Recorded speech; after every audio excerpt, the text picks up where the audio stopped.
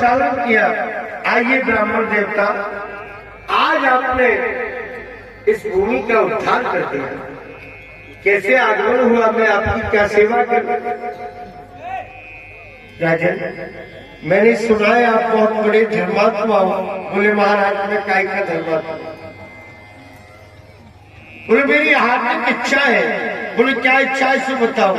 बोले तुम्हारे 1 करोड़ रानी है, ऐसा करो 1 रानी का दान मुझे करो, जिससे मुझे समय समय पर भोजन की व्यवस्था मिल जाए।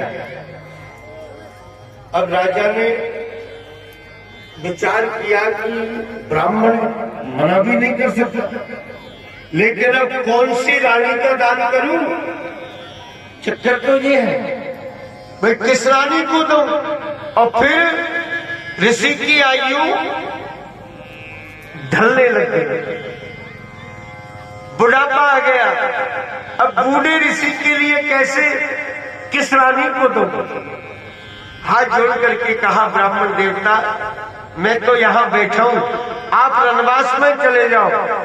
जो भी रानी आपको सुंदर लगे उसी रानी से आप कहना, जो रानी आपके साथ में जाना चाहेगी उसी को मैं आपको दान कर दूंगा। ठीक है, चले गए राजा। ब्राह्मण देवता ऋषिवर वहां जाकर के सुंदर स्वरूप बना लिया तपस्या के प्रभाव से।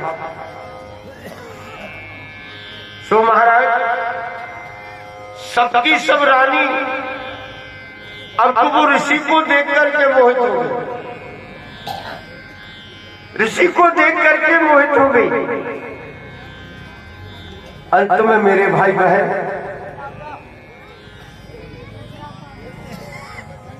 बाहर आकर के और राजा के पास में पहुंचे ऋषिवर। बोले महाराज देखिए आए। बोले कौन सी रानी की मुझे पता नहीं है, आप जाकर के पूछ लो। बोले फिर भी तो बोले राजा सत्य बात बताओ। बोले हाँ। बोले ये तो एक से बढ़ करके एक सभी सुंदर है, सभी सुंदर है। इच्छा तो मेरी केवल 1 रानी दान लेने की थी, लेकिन इनके रूप सौंदर्य को देख करके मन में व्यतीत ऐसा हो रहा है कि ये सारी की सारी रानी का ही दान कर। धन्य राजा रघु उस ब्राह्मण देवता के लिए 1 करोड़ रानियों का दान कर दिया। सारी की सारी रानियों का दान कर दिया। अब दान तो कर दिया, लेकिन बोले महाराज इनको खिलाओगे क्या? वो व्यवस्था तो देखो। तो बोले राजा जब तुमने दान किया तो ये व्यवस्था भी तुम्हें करनी पड़ेगी, और कौन करेगा? तो बोले मेरे राज्य का जितना भी कर आता है वो कर आज के बाद में तुम्हारे यहाँ पहुंच जाएगा। तब कहीं जाकर के ऐसे राजे महाराजाओं का नाम और बड़े बड़े ग्रंथों के बीच में, पुराणों के बीच में लिया जाता है। मेरे भाई बहन, एक बार मैं किसी गांव में एक पटेल जी के यहाँ भागवती कर रहा था। गांव का नाम नहीं बताऊंगा, जो भी अच्छा नहीं है, लेकिन जब कथा का विश्राम हुआ, पटेल जी बहुत अच्छे थे, बहुत दयालु।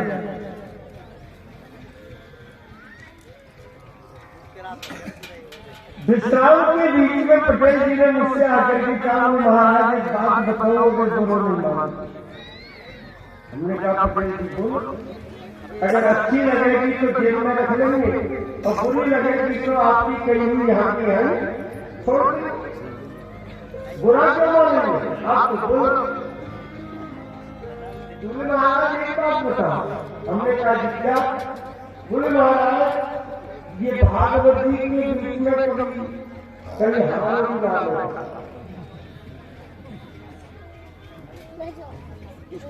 हमने नाम पूछा, पटेल जी आपने शुरुआत किया, पटेल जी ने नाम दिया। मेरा पुराना नाम। अच्छा,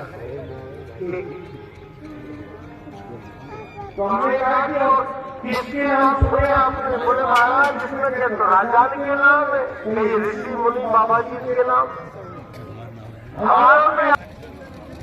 क्या कर रहे? पटेल जी जमीन कितनी है? बोले महाराज जमीन तो सब कृपा है ठाकुर जी। हमने कहा जी कितनी है? तुम्हें की आवश्यकता नहीं है। ऐसा करो मेरी कहने से जल्दी भागवत जी में और 11 बीघा जमीन का दान कर दो।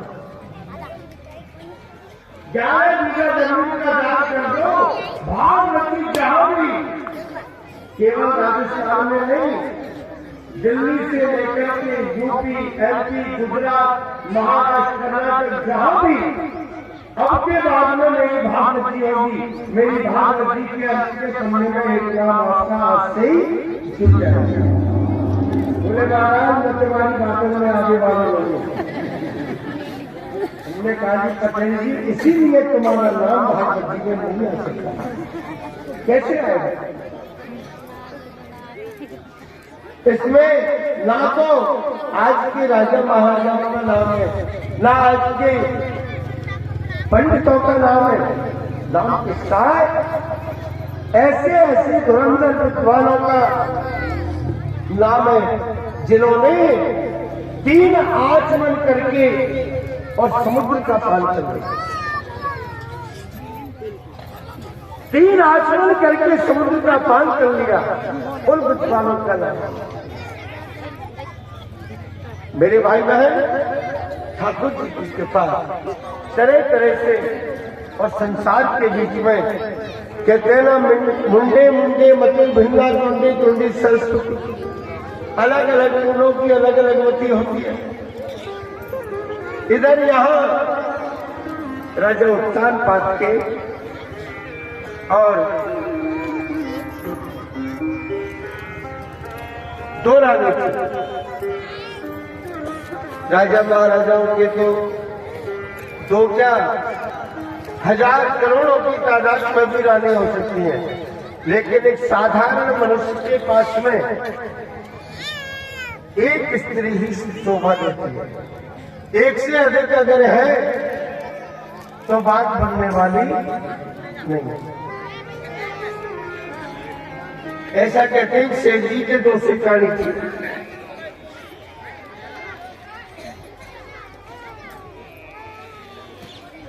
तो महाराज बड़ी वाली तो सीधी सादी बोली वाली, छोटी को तेज करना। बड़ी वाली के मन में कोई दुर्भाव नहीं।